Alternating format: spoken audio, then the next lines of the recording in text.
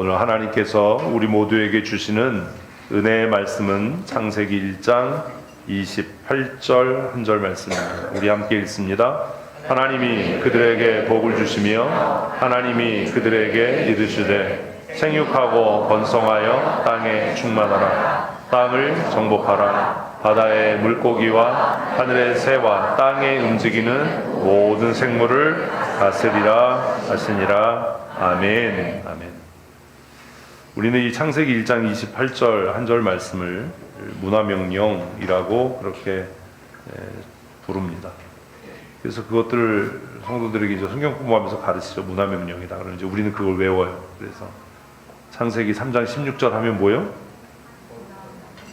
이제 문화명령 이게 나왔어야 되는데 16절 하면 원시복음, 그리고 창세기 1장 28절 그러면 뭐? 문화명령 이렇게 외웁니다. 외우는 게 중요한 게 아니고요, 이해하는 게 중요합니다.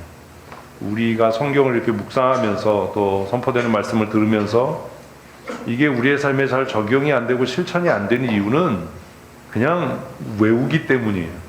외우는 게 아니라 이해하는 훈련을 하셔야 됩니다. 우리가 누군가와 이렇게 대화할 때 그 말을 외우시나요? 대답을 안 해요. 상대편이 한 말 외우십니까? 아니잖아요. 이해하잖아요.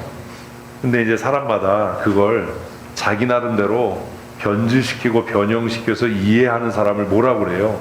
꼭 무슨 말을 하면 곡해한다, 꼭 삐딱하게 듣는다, 너무 마음속에 갈고리가 있냐, 뭐 이런 소리를 하잖아요. 근데 상대편이 이야기하면 그걸 잘 받아들이고 이해해서 관계를 개선하고 좋은 관계로 만들어가는 사람들도 있지만, 간혹 가다가 똑같은 이야기를 해도 나를 무시해서 하는 거야, 나를 공격하려고 하는 거야, 나를 이용해, 뭐 이런 사람이 있나요, 없나요? 가까이 하지 마세요. 그런 사람은 아주 멀리 해야 돼요.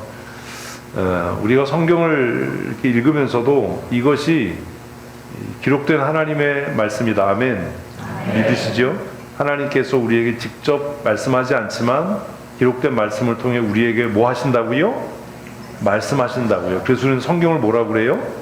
말씀이라고 이야기하는 겁니다. 말씀. 그렇다면 이 하나님의 말씀은 외워야 되는 겁니까? 이해해야 되는 겁니까? 그죠? 암송한다는 게 얼마나 황당한 소리냐.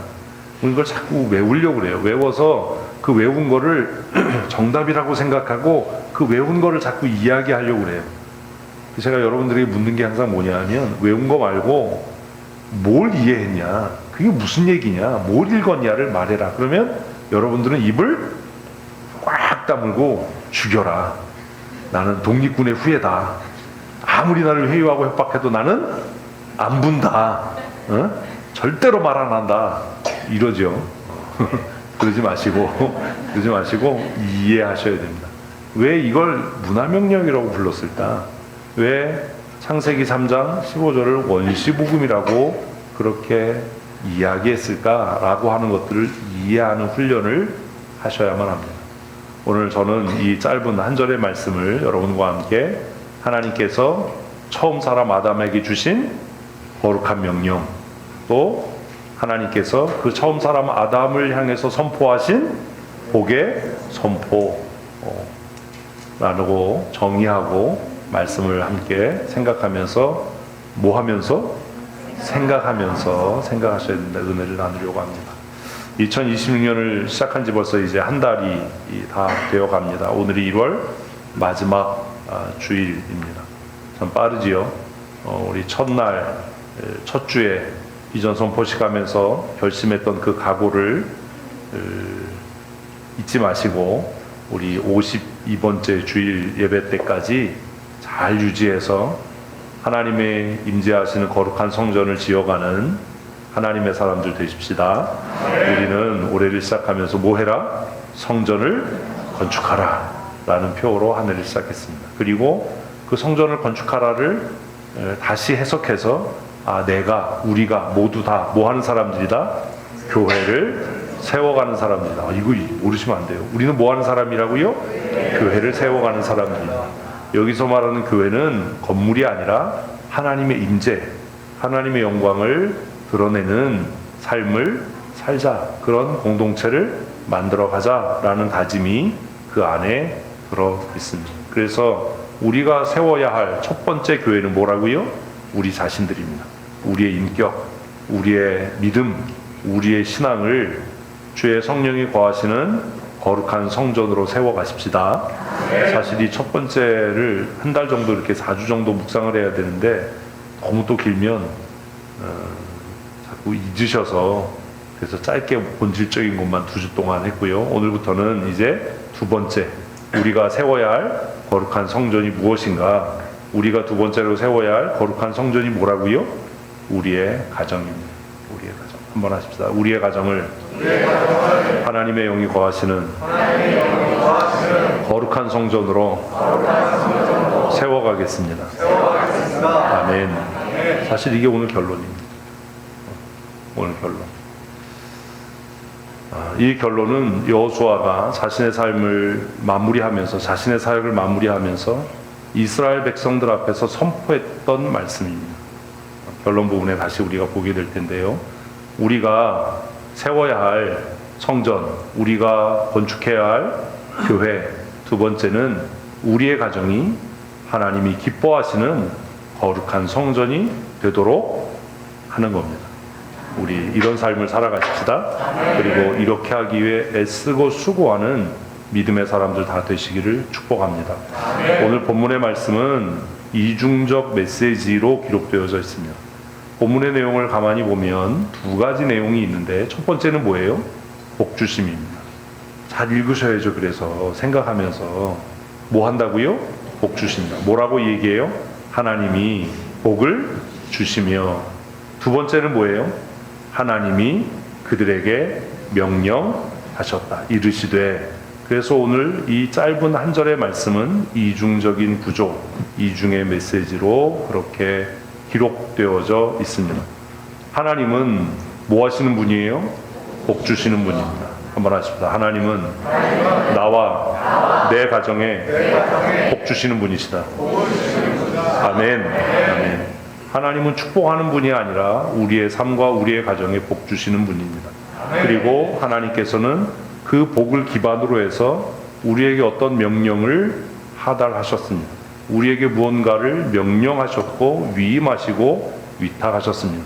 그것이 오늘 본문에 하나님께서 그들에게 이르시되 라는 표현으로 기록되어 있는 겁니다. 잊지 마십시오. 복을 주신 목적은 잘 먹고 잘 살아라? 가?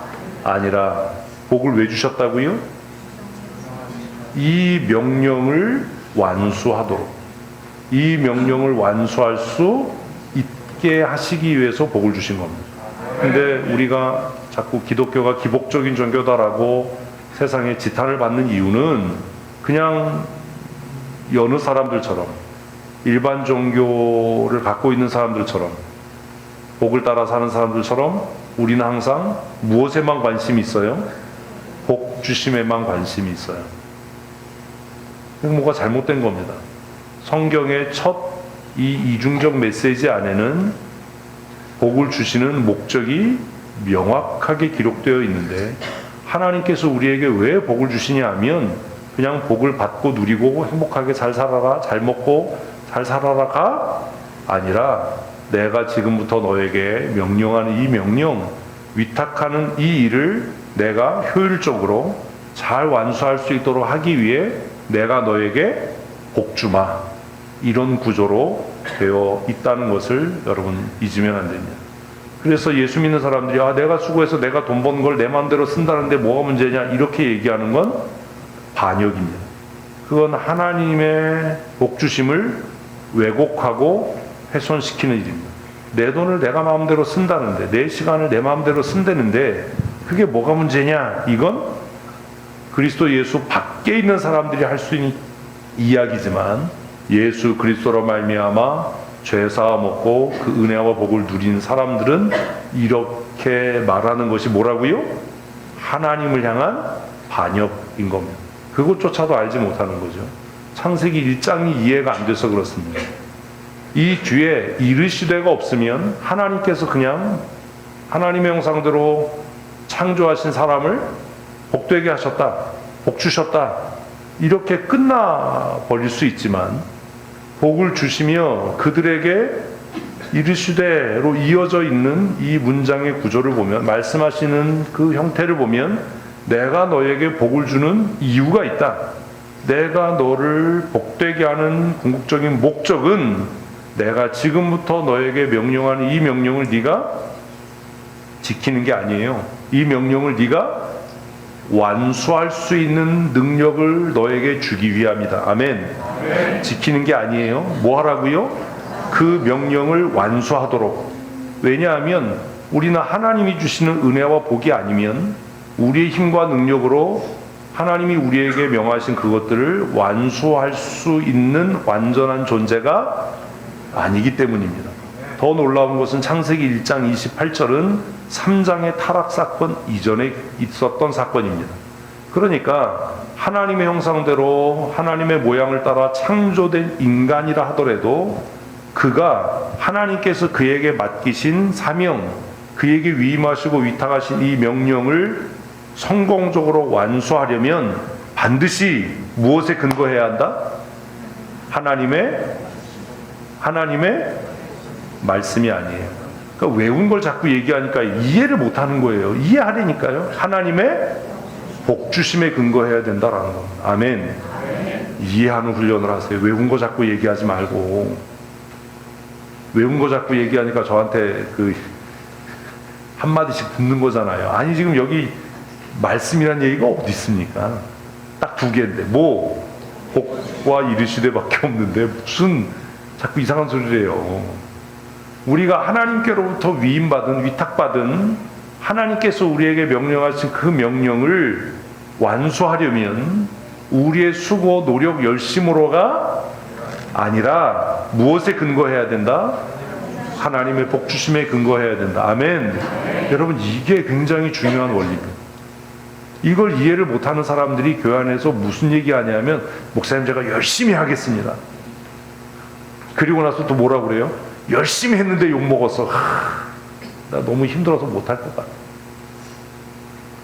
왜 욕먹었어요? 열심히 했어요. 왜 망한 거예요? 열심히 했어요. 이해 안 되세요? 열심히 하려고 하지 마세요. 그럼 뭐 어떻게 하라는 거예요? 아직도 이해를 못 하는 거예요. 그러니까 열심히 한 사람일수록 뭐가 커요? 낙심이 커요. 자기는 열심히 최선을 다해서 했는데 야 이것밖에 못해? 뭐 일을 이렇게 해? 이러면 땅굴 파고 들어가야죠. 동굴이 아니라 땅굴 파고 지하로 들어가야 돼요. 낙심을 하는 거예요. 근데 자기가 왜 지금 낙심하고 있는지도 몰라요. 왜 열심히 최선을 다했는데 욕먹었는지도 몰라요. 왜 낙심하고 욕먹었다고요? 이해를 못하잖아요. 열심히 해서라니까요. 그럼 열심히 안 하고 어떻게 해야 되는데요? 하나님의 복 주심에 근거해서 해야 되는데. 진짜. 네? 하나님의 사람으로 부름받은 사람은 자신의 열심, 자신의 수고, 이 상황에 이게 최선이야? 이게 내가 할 수 있는 전부야? 이렇게 일하는 게 아닙니다. 이걸 모르고 덤비니까 맨날 깨지는 겁니다. 그래서 낙심하는 겁니다. 나보고 어떡하라는 거냐. 나는 할 만큼 했다. 최선을 다했다. 내가 더 이상 할 수 있는 게 없다. 누가 최선을 다하라고 그랬어요? 누가 열심히 하라고 그랬어요? 성경 그렇게 얘기 안 한다니까요. 우리가 우리의 일상을 살아갈 때도 혼돈스러운 게 그거예요. 열심히 해야 돼. 최선을 다해야 돼. 신앙생활도 열심히 해야 돼. 사회생활도 직장생활도 열심히 해야 돼. 최선을 다해야 돼. 그 결과가 뭐냐고. 성경은 우리에게 처음부터 그렇게 가르치지 않는다라는 거예요. 지금 창세기를 묵상하고 있는데 사실 이런 부분들이 안 보이는 겁니다. 창세기 1장 28절에서 하나님께서 2장으로 넘어가기도 전에 우리의 모양과 형상을 따라 우리가 사람을 만들고 그들에게 이 모든 것들을 위임하고 위탁해서 그들로 다스리게 하자 라고 말씀하시고, 하나님께서 하나님의 모양과 형상대로 사람을 창조하신 이후에 그들에게 무엇을 하시고? 복을 주시고 그들에게 뭐 하셨다? 명령하셨다, 위임하셨다, 위탁하셨다. 그러니 우리가 하나님의 위임을 받은 사람, 하나님의 명령을 받은 사람, 구원받은 하나님의 사람, 하나님의 자녀로 살아가는 사람이라면 맹목적이고 무식하게 최선을 다하고 열심을 다하는 게 중요한 게 아니라 오히려 그건 우리를 망하게 하는 일이고, 무엇에 근거해서? 하나님의 복에 근거해서, 복 주신 고만하고 뭐에 근거해서? 하나님의 복에 근거해서 맡기신 일을 감당해야 되는 거예요. 근데 최선을 다하고 열심을 다하는 사람은 뭘 생각하지 않아요? 내게 주신 은혜와 복이 무엇인지를 생각하지 않아요. 그리고 뭐만 해요? 열심히 해요. 최선을 다해요. 그래서 문제를 만들어요. 그리고 욕을 또 바가지로 먹죠. 그러면 스스로 땅굴을 파고 들어가서 그 속에서 문을 잠그고 있어요. 그래서 잠수를 타는 거예요. 교회를 안 와. 전화도 안 받아. 방에 커튼 치고 나오지도 않아. 이런 바보 같은 짓을 하는 거예요. 이해를 못하는 거죠, 성경을 처음부터. 그만합시다. 나는 내 힘과 노력과 수고와 열심으로 일하는 사람이 아닙니다. 아멘. 나는 어떤 사람이에요? 하나님의 복을 근거로 일하는 사람. 이 복이라는 말이 굉장히 미묘한 말인데, 이것을 우리가 이해하기 쉽게 설명하면 하나님께서 우리에게 사명을 주실 때 그것을 감당할 능력을 주시겠다라는 약속인 거예요. 복 주시며가 그냥 뭐 먹는 거 걱정 안 할 거야, 뭐 돈 걱정 안 하고 살 거야, 이런 얘기가 아니고, 이 일을 네가 완수하고 감당할 능력을 내가 너에게 주마. 이게 뭐라고요? 복 주시며로 표현됩니다. 복 주시며. 그래서 지혜로운 하나님의 사람은 열심히 최선을 다해서가 아니라 무엇에 근거해서? 하나님이 주시는 복에 근거해서, 그 복을 사용해서 그 은혜로 그 일을 감당하는 겁니다. 생각을 해보십시오. 열심히 최선을 다해서 하는 사람은 시간이 지나가면 뭐에 부딪히죠? 모르죠. 뭐에 부딪혀요? 자신의 한계에 부딪혀요. 그래서 번아웃 돼요. 탈진해요. 그리고 최선을 다했는데 거기다가 욕 한 번 먹으면 이제 뭐 회복이 안 돼요. 이것밖에 못해? 누가 이렇게 하라고 그랬어? 자기는 최선을 다했잖아.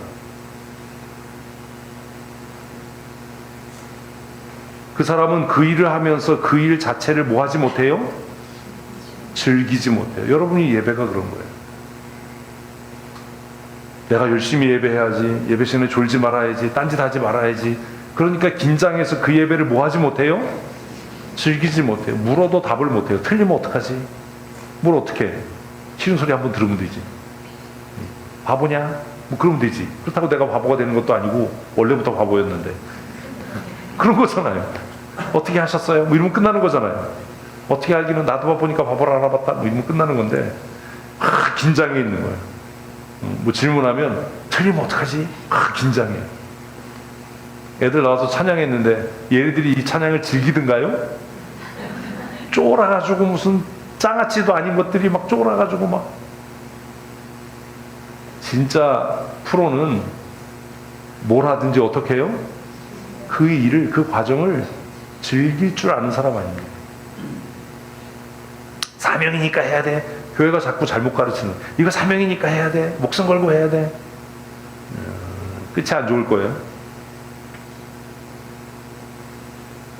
연습은 피땀나게 하지만 막상 실전에 들어가면 그 일을 뭐 할 수 있어야 돼요?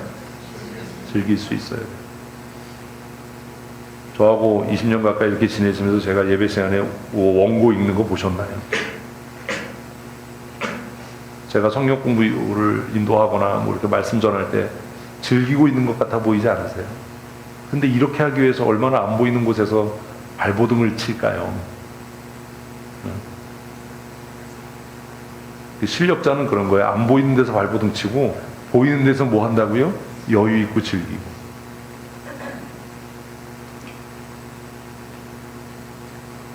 그런 삶이 어떻게 가능하냐? 뭘 누릴 때? 복주심을 누릴 때 이제 조금씩 돼가는 거야. 틀릴까봐 여전히 이제 쫄아가지고 말도 못하는 사람은 그 수준에 뭘 거야. 뭘 누릴 때? 받은 복을 누릴 때, 그 은혜를 누릴 때. 그런데 우리가 창세기를 아는 것처럼 아담과 하와는 이것에 실패했다는 겁니다. 하나님이 주신 은혜와 복을 그들은 누릴 수 없었습니다. 어쨌든 이 28절 한 절 말씀은 굉장히 짧은 본문이지만 이중적인 구조로 되어 있고, 이 이중적 구조는 하나님이 주신 앞으로 말씀하실 그 사명을 완수하기 위해서 하나님께서 뭐 하시겠다? 복을 주시겠다. 신약의 표현으로 하면 뭐 하겠다? 은혜와 능력을 주시겠다. 아멘. 이렇게 기록되어 있는 거예요. 그래서 창세기 1장 28절을 이해한 사람이라면 우리가 신앙생활하면서 때로 내 능력치를 넘어서고 내 한계를 넘어서는 것 같은 일들이 사명으로 나에게 주어지고 맡겨질 때, 아, 하나님께서 이 일을 감당할 복을 이미 주셨구나. 아멘. 이렇게 믿어질 텐데, 이게 안 되니까 왜 나에게 이렇게 힘든 일을 맡기고, 나에게 왜 이렇게 부담스러운 일을 맡겨서 나 왜 잠 못 자게 하고 힘들게 하고 고민스럽게 하고 왜 나를 이렇게 괴롭히는지 모르겠다. 그 수준에서 끝나는 거예요. 하나님은 그렇게 악독한 분이 아닙니다. 이게 달란트 비유가 이해가 안 된 겁니다. 한 달란트 받은 사람은 그 한 달란트가 감당이 안 됐어요. 응? 주인은 악독한 사람이야. 응? 그러니까 이 한 달란트 가지고 내가 뭘 하다가 손실을 입으면 경을 칠 거야. 그러니까 땅 파고 묻어놔야지. 남 얘기니까 이해가 되는 것 같죠? 우리가 그렇게 살아요. 하나님은 그렇게 악독하신 분이 아니에요. 우리에게 어떤 사명을 주실 때 하나님은 그 sa명을 감당할 복을 이미 주신 줄로 믿으십시오. 아멘. 그래야만 어떤 어려운 일을 만나도 여유 있게, 속으로는 긴장하더라도 여유 있게 평안하게 느긋하게 그 일들을 누리고 즐기면서 삶을 살 수 있지 않겠습니까? 근데 그 첫 약속이 1장 28절이라는 거예요. 이 앞에 복을 주시며가 없으면 이 이르시되는 너무 부담스러운 일이에요. 너무 힘겨운 일이에요. 이걸 어떻게 하나? 그런데 이 힘겨운 일을 맡기시기 전에 하나님은 뭐 하신다고요? 복을 주시며. 아멘. 네. 여러분 이거 확실하게 정리하고 끝나야 돼요. 오늘 단순한데 이게 어려워요.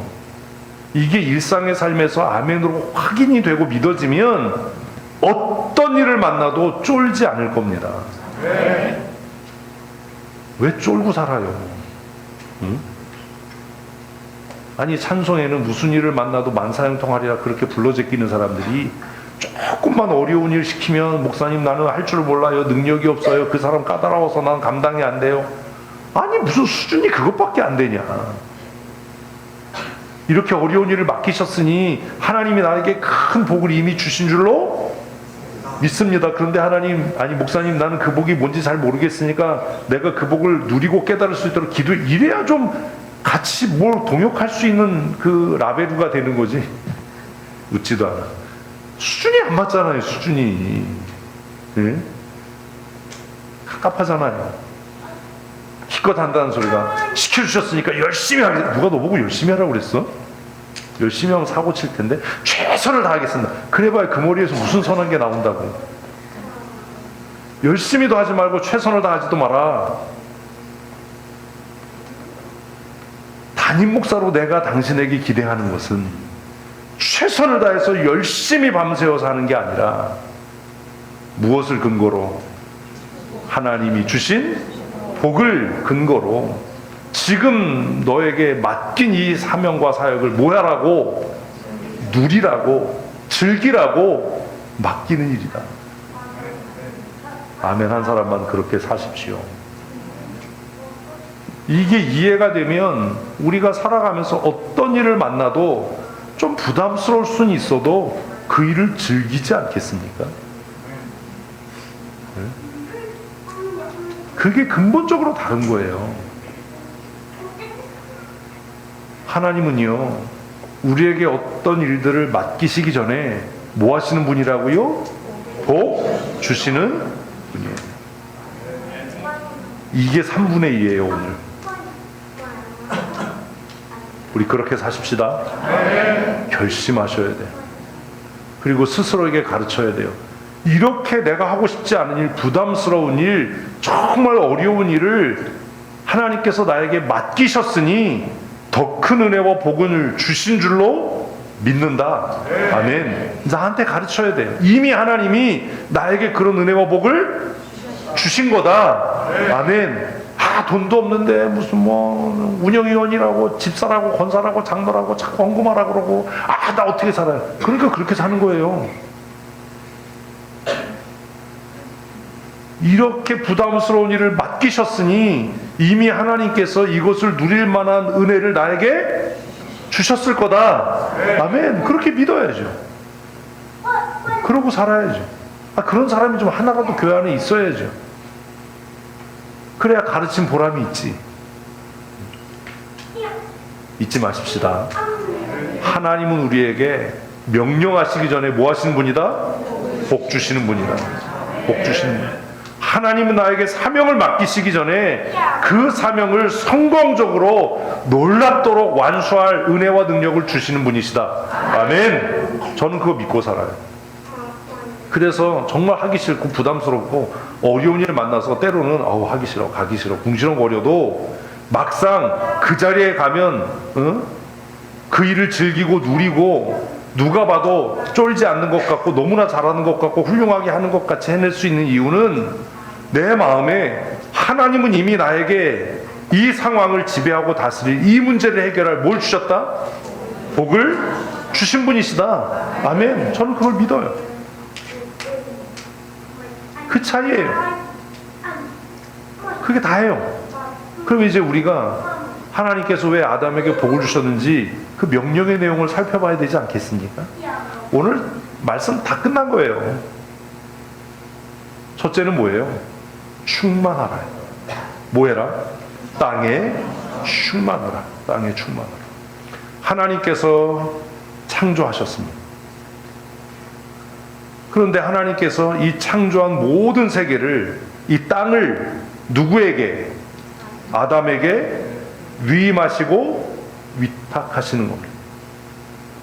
그러니 뭐 하라고요? 땅에 충만하라고. 무슨 뜻입니까?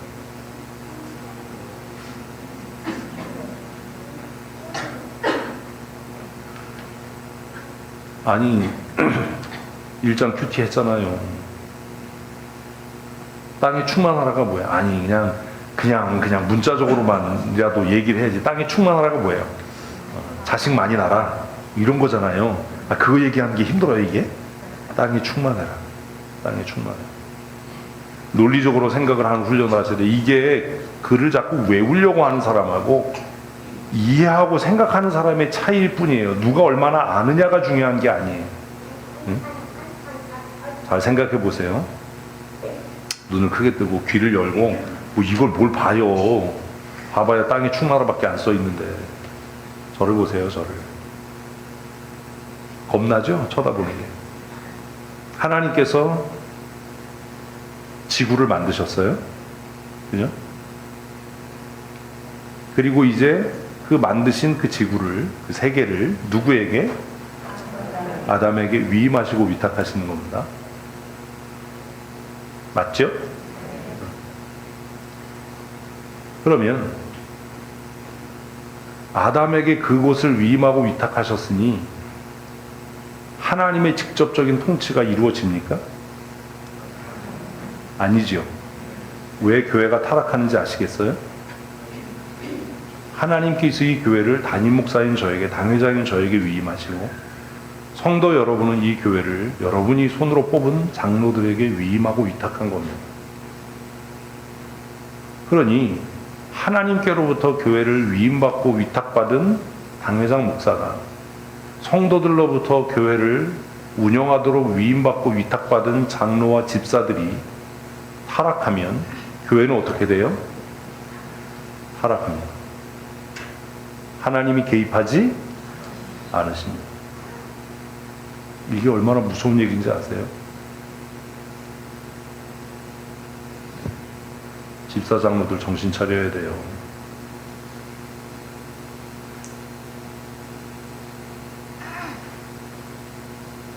하나님께서 창조하신 세계를 하나님이 아담에게 위탁하고 위임하셨습니다.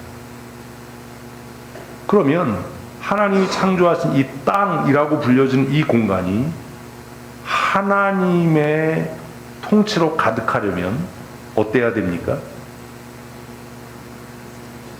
아담의 모양과 형상을 닮은 아담의 자녀들이 그 땅에 충만해야 되는 거예요.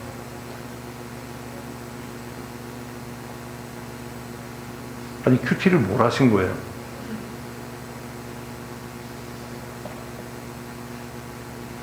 교회가 타락하지 않고 교회가 하나님이 이 땅에 교회를 창조하신 원형대로, 목적대로 교회가 그 거룩함을 유지하려면 하나님의 마음을 닮은 사람들이, 예수 그리스도의 성품을 닮은 사람들이 그 교회 안에 충만해야 되는 겁니다. 그런데 이미 교회 안에는 하나님의 마음과 하나님의 뜻을 깨닫고 예수 그리스도의 성품과 인격을 닮은 사람들이 충만하지 않습니다. 우리도 장로를 세우고 집사를 세울 때 이 사람이 정말 하나님의 영으로 충만한가, 예수 그리스도의 성품과 인격을 닮았는가를 고민하지 않습니다. 얼마나 그 교회에 오래 다녔는가, 경제적으로 얼마나 기여하고 있는가, 내 마음에 드는가, 혹은 내가 갖고 있는 어떤 의도를 실현시켜 줄 수 있는 사람인가를 생각하지, 그가 교회의 지도자가 되어서 하나님의 통치와 임재를 우리 교회 안에 뭐 하도록? 충만하게 하도록 해나갈 수 있는 사람인가를 고민하지 않는다는 것. 하나님께서 아담에게 지구를, 이 땅을 위임하시고 위탁하셨으니 이제 하나님은 뭐 하지 않을 거예요? 개입하지 않으실 겁니다. 직접 개입하지 않으실 겁니다. 우리가 예수 믿으면서 신앙생활하면서 겪는 혼란이 그겁니다. 왜 하나님, 이 상황에 하나님이 직접 개입하지 않으십니까? 저런 놈의 새끼를 좀 잡아가야 되는데 귀신들은 다 뭐 하는지 모르겠다. 귀신들이 왜 안 잡아가요? 노조가 파업했어요. 응? 하나님, 저 인간 좀 어떻게 좀 처리 좀 해주세요 라고 할 때 하나님은 뭐라고 말씀하신다고요? 그래서 내가 너희에게 이 땅에 충만하라고 명령한 거예요.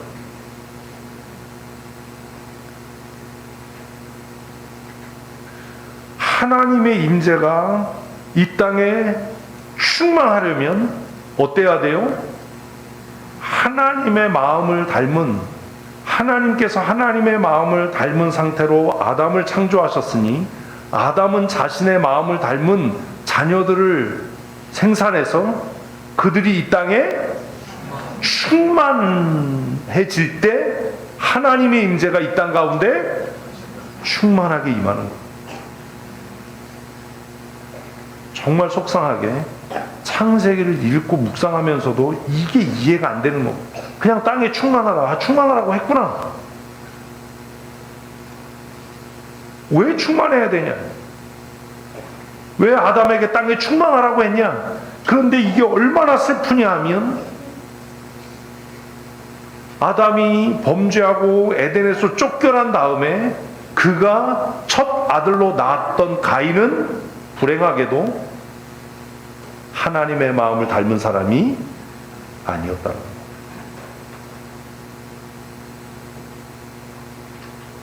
더 슬프게도 하나님의 마음을 닮은 아벨은 가인에 의해서 처참하게 살해되더라.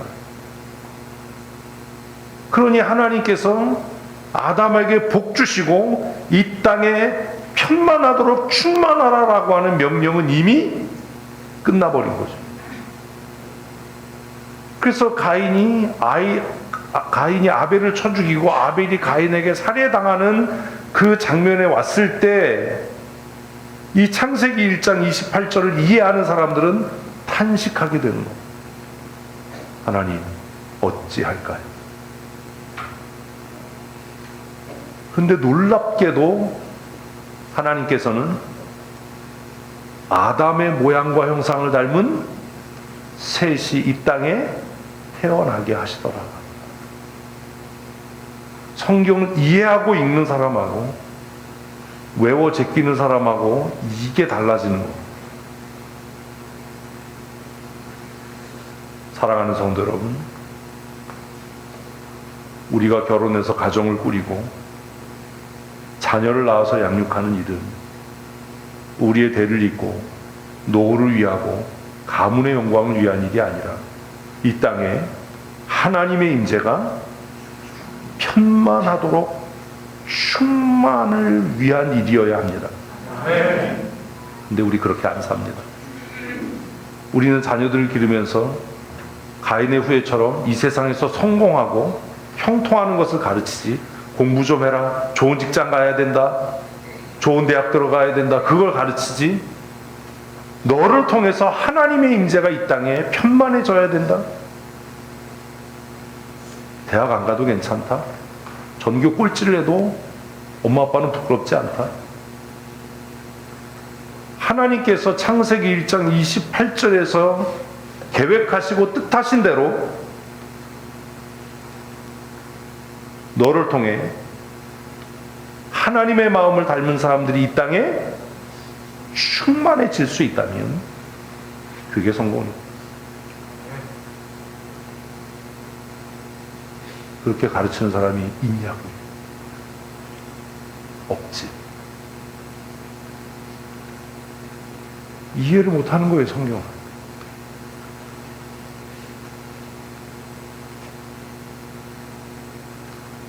할 말이 참 많은데 고민이 많죠. 왜냐하면 2개가 더 남았거든요.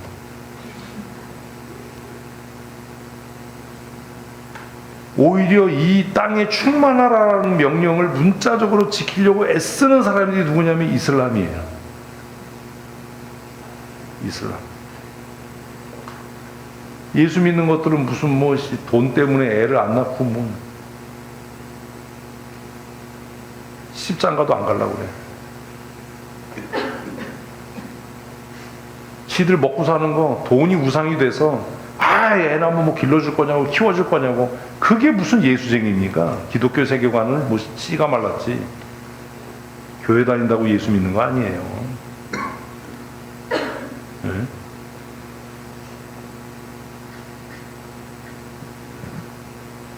거룩한 하나님의 자녀들이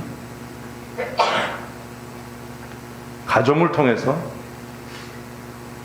이 땅에 하나님의 임재가 편만해지도록 충만하라 라고 명령하신 이 명령을 따라서 살아가야 하는 것.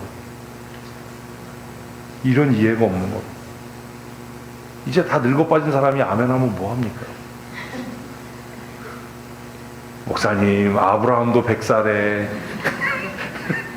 족보가 복잡해진다. 족보가 기독교 세계관이라는 게 이래서 중요한 거예요.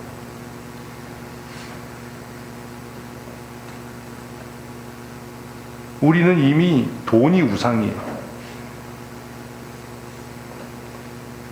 돈 버는 게 목적이고 경제적으로 안정된 삶이 목적이에요. 그래서 땅에 충만하라 안중에도 없어요.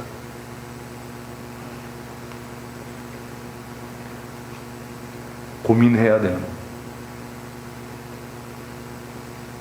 하나님께서 아담에게 복을 주시며 하셨던 첫 번째 명령은 뭐라고요? 땅에 충만하게 해라. 내가 너를 나의 형상과 모양으로 창조했듯이 너의 모양과 형상, 너의 신앙과 너의 인격을 닮은 하나님의 사람들이 이 땅에 뭐하도록? 충만해지도록 하나님의 임재가 이 땅에 충만하도록 충만해져야 한다 라고 말씀하신 거예요. 이게 첫 번째 명령이에요. 그런데 이제 정신 나간 애들이 하나 기르기도 힘든데 돈 많이 들어가는데 뭐 둘라면 뭐 누가 책임질 거예요? 뭘 이해를 못하는 거예요? 복 주시며. 그게 무슨 예수 믿는? 뭐가 잘못 가르친 거죠. 우리가 우리의 자녀들을 돈의 우상을 섬기는 애들로 가르친 거. 하나 키우는데도 돈 많이 들어가는데 둘을 어떻게 낳냐고, 셋을 어떻게 낳냐고.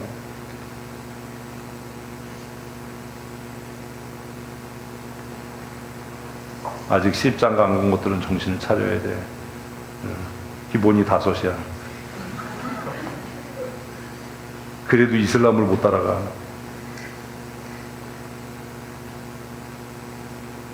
주일학교 뭐 애들이 준다고 그렇게 뭐 떠들어대면서 애는 안 나요.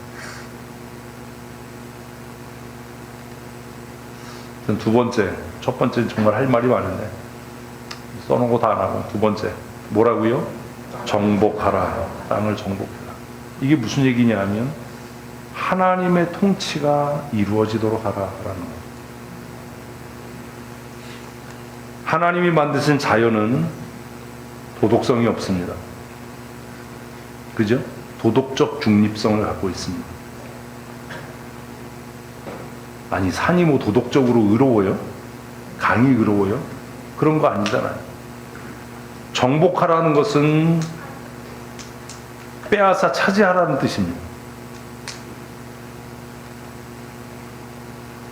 하나님이 통치하실 수 있는 이 세상을 하나님께서 아담에게 위임하시면서 이 자연계를 네가 어떻게 해서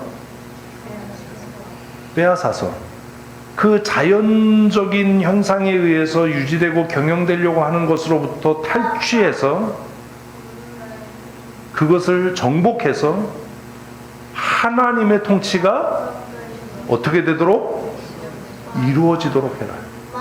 근데 예수 믿는 예수쟁이들도 이렇게 안 살아요. 그래서 예수쟁이들도 내가 내 돈 벌어서 내 맘대로 쓴다는데 이미 이 명령을 안 지키고 있는 거예요. 그런데 우리는 잠깐 동안 약간의 희망을 보게 됩니다. 그게 뭐냐 하면 사도행전의 이야기입니다. 사도행전의 초대교회에서 있었던 일이 무엇이냐 하면 부유한 사람들이, 필요 이상의 땅과 집을 소유하고 있었던 사람들이 그 땅과 집을 팔아서 교회 안에 빈궁한 자들을 구제했습니다. 그래서 교회 안에 뭐가 없었어요? 가난한 자들이 없었어요. 이게 뭐라고요? 정복하라. 정복해라. 너를 통해서 하나님의 은혜와 복이 흘러가게 해서 주변에 궁핍한 자들이 없도록. 그리고 이것이 나중에 구약에서 제도화된 게 뭐냐 하면 안식년과 희년의 제도입니다. 누구도 노예로 팔려갈 수 없고 팔려가선 안 된다. 이것이 소선지서에 와서, 포로 이후에 와서 에스라와 느헤미야가 유대의 지도자들을 책망했던 이유가 뭐냐면 하나님께서 자유케 하신 너희의 형제들을 너희는 어떻게 다시 잡아서 종으로 삼을 수 있냐라는 책망이었어요. 여러분들은 여러분의 가정에서, 여러분의 일상에서 하나님의 통치가 이루어지는 삶을 살고 있습니다.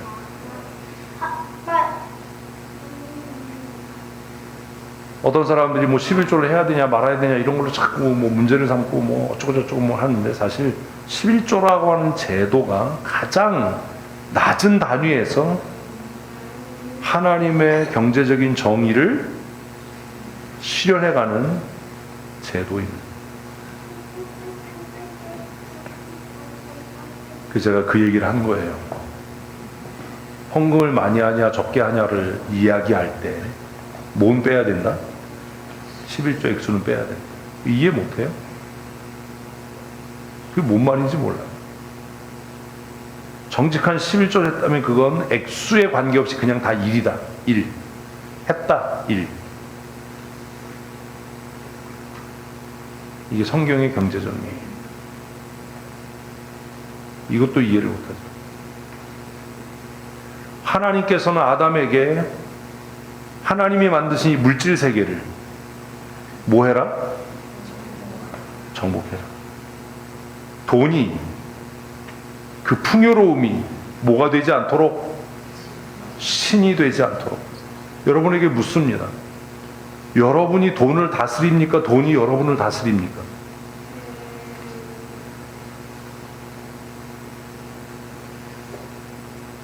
여러분은 뭐에 다스림을 받고 살아갑니까?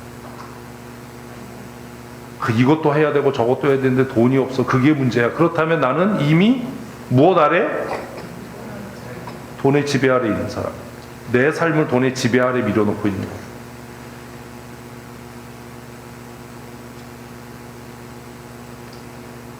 뭐 하라고요? 정복하라고요. 하나님의 정의가 미치게 하라고요.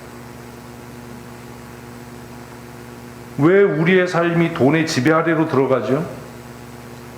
제가 가끔 웃으면서 그 얘기를 하는데, 많은 사람들이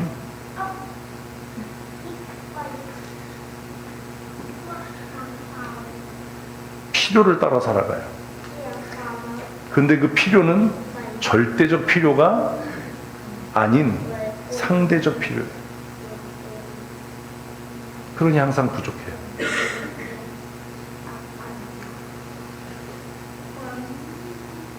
우리는 필요를 따라 사는 사람으로 살면 안 됩니다. 뭘 따라 살아요? 주신 복을 따라 사는 사람이어야 합니다. 그래서 처음이 뭐였어요? 복을 주시며. 이걸 경제적인 언어로 바꾸면 내 욕망, 내가 필요한 지출의 욕망을 따라 사는 것이 아니라 무엇에 따라? 하나님이 주신 은혜, 수입을 따라 사는 것. 우리 그렇게 안 삽니다. 그래서 카푸어라는 말이 등장하고,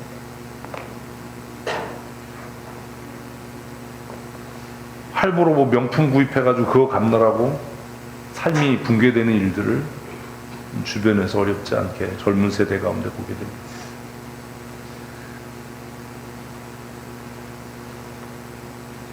성도의 삶의 가장 기본은 주신 복에 따라 사는 것.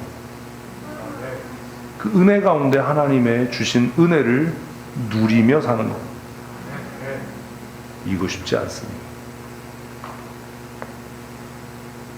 그래야 권력의 종으로, 물질의 종으로 살지 않고 그것을 어떻게 하는 삶? 지배하고 정복하는 삶을 살 수 있게 될 겁니다. 얼마를 벌어야 부족함이 없을까요?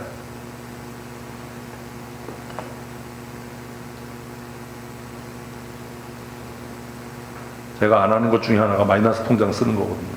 아예 뭐 만들 생각도 안 하고. 난 그렇게는 안 산다. 없으면 안 쓰고 안 먹으면 되지. 하나님이 굶기시겠냐? 뭔가 잘못된 거잖아요. 신용카드를 쓰는 것도 그렇고 불편하니까 신용카드를 쓰지만 생각이 좀 바뀌어야 되지 않습니까? 막 신용카드 긁어놓고 나중에 카드 그 대금을 어떻게 하질 못해서 이렇다면 우리는 이미 정복당하고 지배당하고 있는 삶을 사는 거 아닙니까? 뭐라고 명령하셨는데요? 정복하라고요.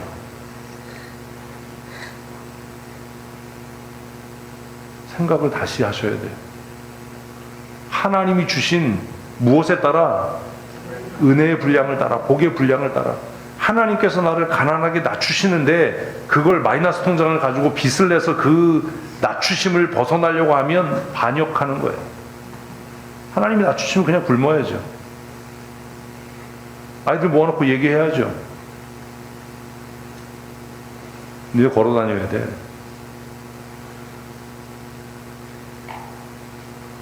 엄마 아빠가 돈이 없어. 왠지는 기도하고 있으니까 하나님 깨닫게 하시겠지. 우린 그렇게 살 용기가 없어요.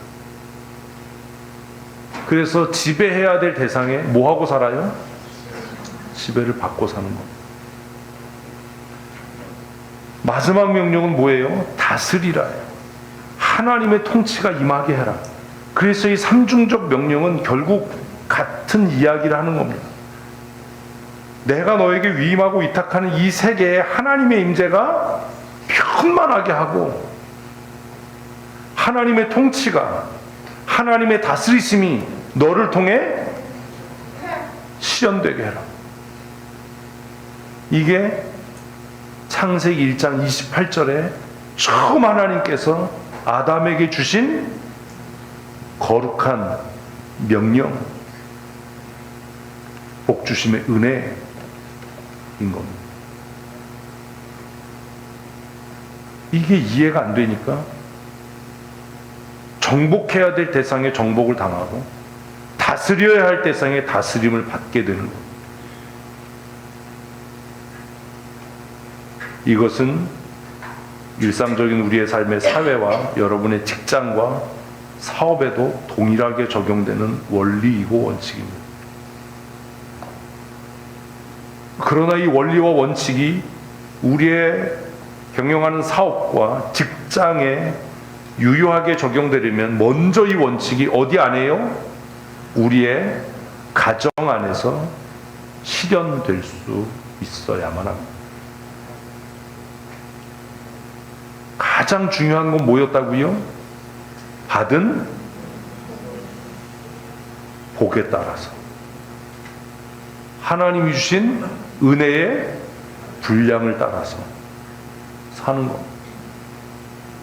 이게 세상 사람들의 삶의 방식이에요. 이게 대세예요. 이게 유행이요가 아니라 하나님께서 내게 주신 무엇을 따라? 은혜와 복을 따라. 그렇다면 나는 어떻게 이것들을 다스리고 경영하며 살아가야 할 것인가? 라는 지혜와 선택이 우리에게 있어야 합니다. 여러분의 자녀가 여러분의 우상이 되지 않도록 우리가 다스리고 정복해야 할 돈이 우리의 인생을 이끌어가는 비극적인 상황이 생기지 않도록 하나님께서 우리에게 위임하시고 위탁하신 권세와 권력이 우리의 목을 조르는 목걸이가 되지 않도록 살아가려면 하나님께서 내게 주신 복, 내게 주신 은혜가 무엇인지를 먼저 헤아려 살피는 지혜가 우리들에게 있어야 한다는 것. 아담은 사실 여기에 실패한 겁니다.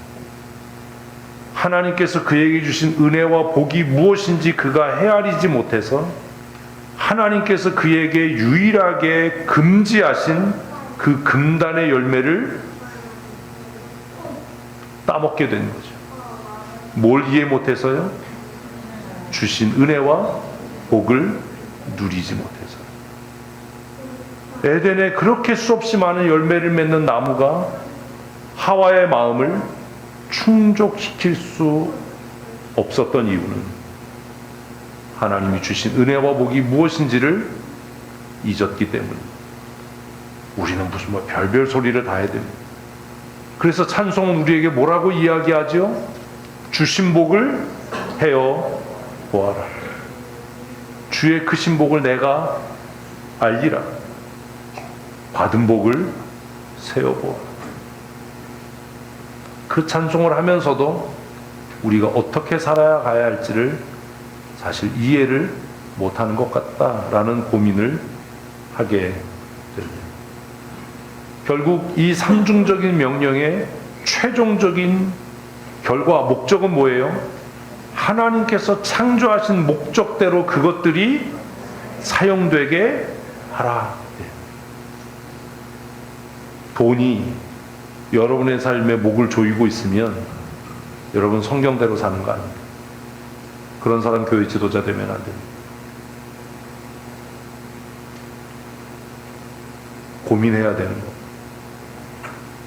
하나님께서 우리에게 주신 재화가, 그 돈이, 물질이 하나님이 창조하신 선하신 목적대로 사용될 수 있어야 합니다. 아멘. 그런데 이미 우리는 그것들의 지배를 받고 살아간다는 거예요. 하나님이 우리에게 주신 권력이, 우리에게 주신 명예가 그 선하신 목적대로 사용될 수 있도록 살아가야 하는데 우리는 그것이 우리의 인생의 목적이 되어버렸습니다. 이미 실패한 겁니다. 더 빨리 성취하고 성공하고 더 많은 것을 얻기 위해서 살려고 한다면 우리는 스스로 하나님이 주신 자유를 거부하고 그것들의 종으로 살기를 고백하는 천박한 인생을 사는 존재에 불과할 것이기 때문입니다. 그래서 여호수아는 가나안 정복을 마치고 이스라엘 백성들에게 엄중하게 경고하고 있는 겁니다. 같이 읽어보십시다. 만일 여호와를 섬기는 것이 너희에게 좋지 않게 보이거든 너희 조상들이 강 저쪽에서 섬기던 신들이든지 또는 너희가 거주하는 땅에 있는 아모리 족속의 신들이든지 너희가 섬길 자를 오늘 택하라. 여러분, 왜 돈이 여러분의 목줄을 조이고 있어요? 여러분이 돈을 여러분이 섬길 신으로 택했기 때문입니다. 왜 명예와 권력이 우리의 숨통을 조르는 삶을 삽니까? 우리가 그것을 우리를 다스릴 신으로 선택했기 때문입니다.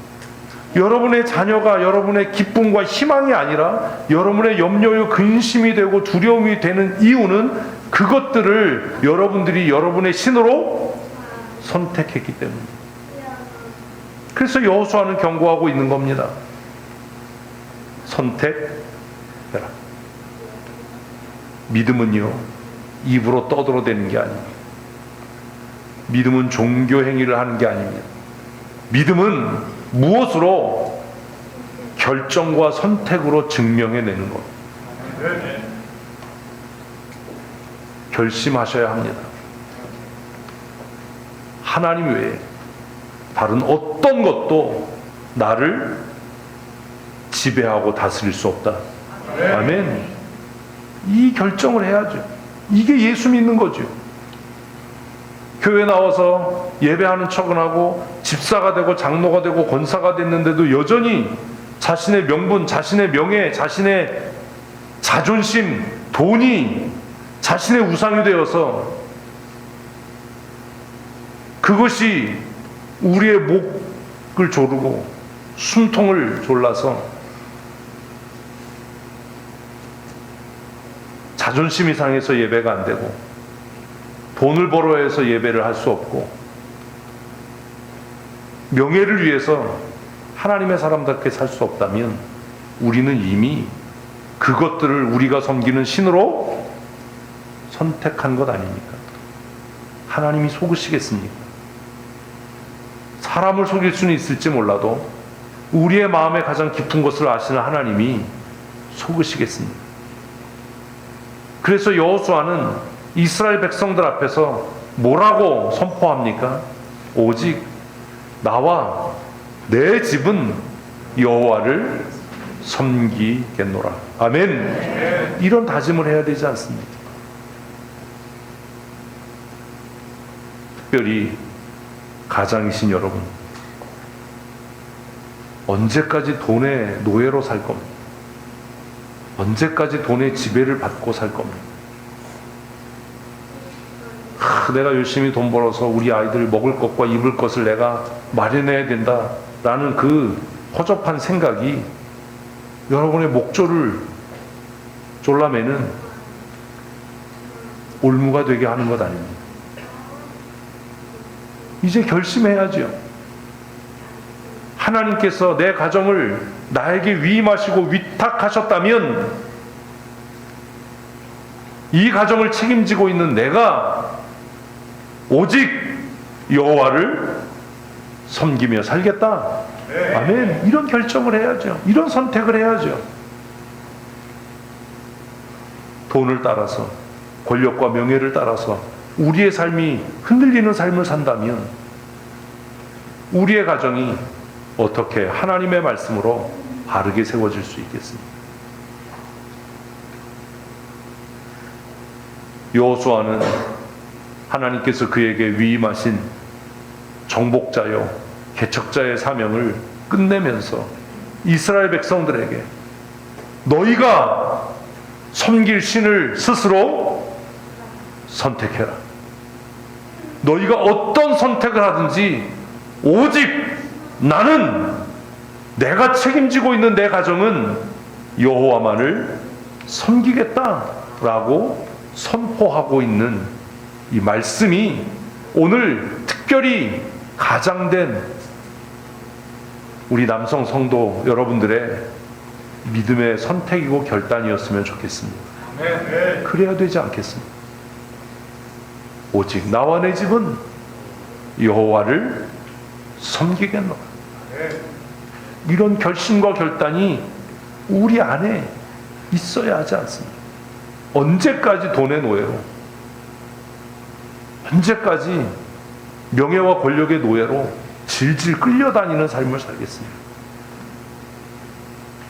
목사들도 장로들도 그 별것도 아닌 총회에 무슨 그 한 자리 하려고 끌려다니고 그 몇 푼 안 되는 돈에 명예를 팔고 자신의 양심을 팔고 신앙을 팔아서 천박한 인생을 살고 있는 것 아닙니까?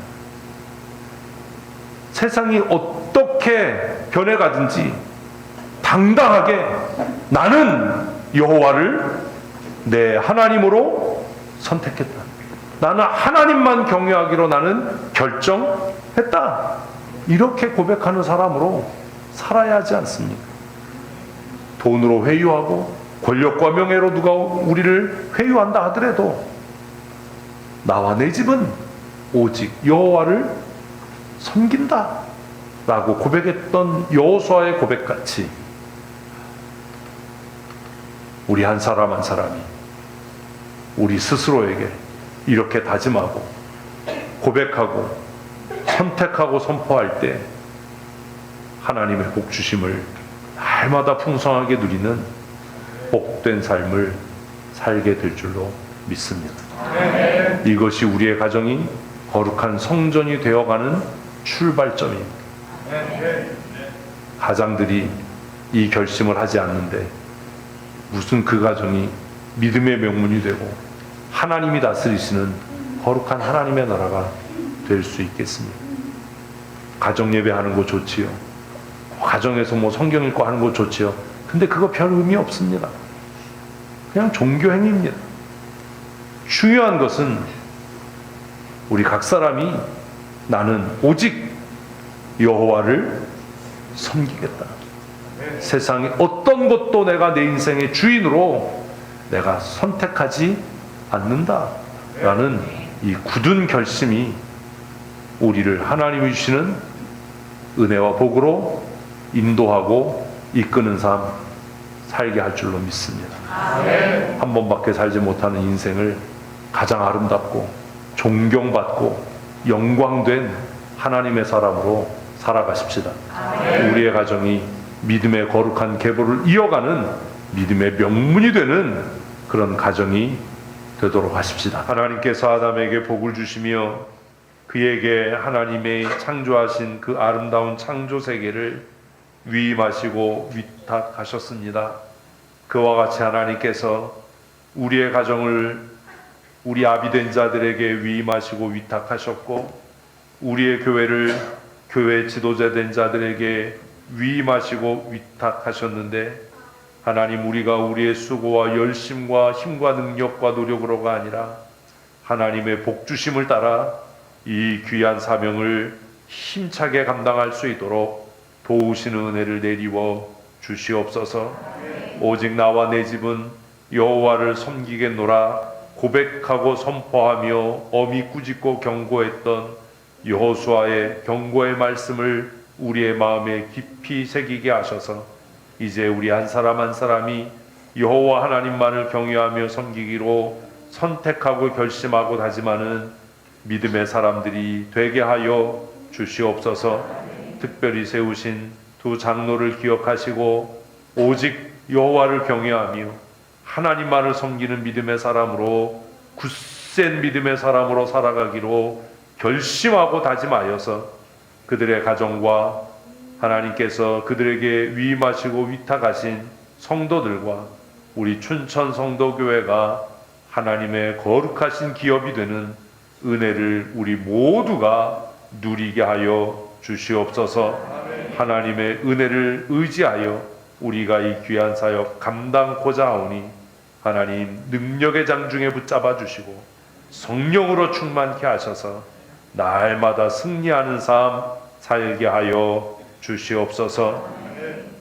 교회의 머리가 되시고 우리의 영원한 구원의 보증이 되시는 우리 구주 예수 그리스도의 크신 은혜와 아버지 하나님의 크고 놀라우신 사랑하심과 성령님의 교통하시며 충만케 하시고 우리 한 사람 한 사람 하나님께로부터 부여받은 권세와 권위와 복주심의 은혜를 힘입어 편만하며 다스리고 정복하는 삶 살게 하시는 성령 하나님의 충만하신 은혜와 강권적인 역사하심이 오늘 주 앞에 나와 기쁨으로 예배하며 하나님의 말씀을 우리의 신비에 새기고 그 말씀을 따라 정복하고 다스리는 삶 살아가기로 여호와를 경외하며 우리의 유일한 하나님으로 섬기기로 결심하는 사랑하는 주의 권속들 머리머리 위에와 그들의 가정 위에와 사랑하는 자녀들과 출입하며 경영하는 일터 위에 영원토록